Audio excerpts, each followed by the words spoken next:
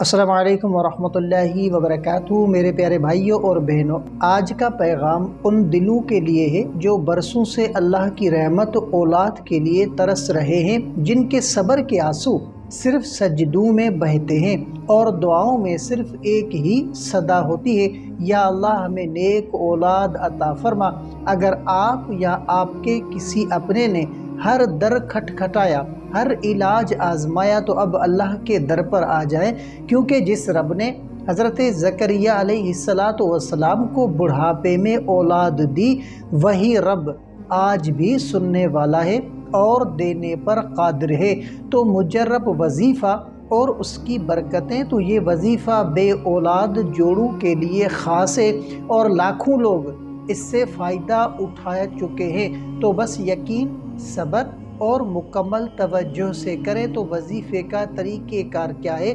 آپ نے روزانہ عشاء کی نماز کے بعد باوضو ہو کر تنہائی میں بیٹھ جانا ہے، اور پھر آپ نے 11 مرتبہ درود ابراہیم پڑھنا ہے، اور اس کے بعد آپ نے جو وہ 313 بار یہ آیت مبارکہ پڑھنی ہے۔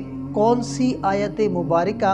ربی لا تذرنی فردا وانت خیر الوارثین۔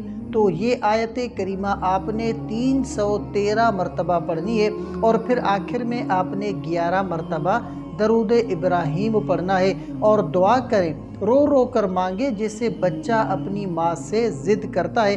تو یہ عمل 40 دن تک کریں۔ شوہر اور بیوی دونوں اگر ممکن ہو تو کریں، ورنہ کوئی ایک بھی کر سکتا ہے۔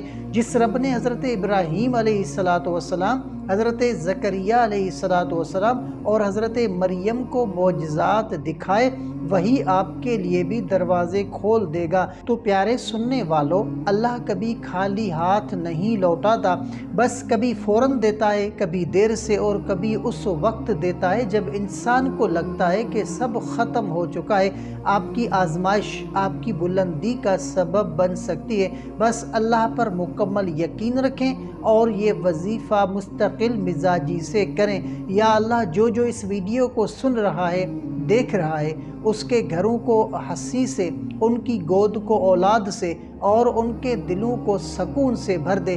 آمین یا رب العالمین۔ اگر آپ کو یہ وظیفہ فائدہ مند لگا ہے تو اسے شیئر ضرور کریں، کیونکہ کسی کا بکھرا ہوا دل شاید آپ کے ایک شیئر سے آباد ہو جائے۔ اور مزید روحانی وظائف اور خوابوں کے تعبیرات اور اسلامی رہنمائی کے لیے ہمارے چینل علامہ عابد علی اشرفی کو سبسکرائب ضرور کریں اور بیل آئیکن کو دبائیں تاکہ ہماری نئی ویڈیوز آپ تک فوراً پہنچتی رہے۔ جزاک اللہ خیرہ۔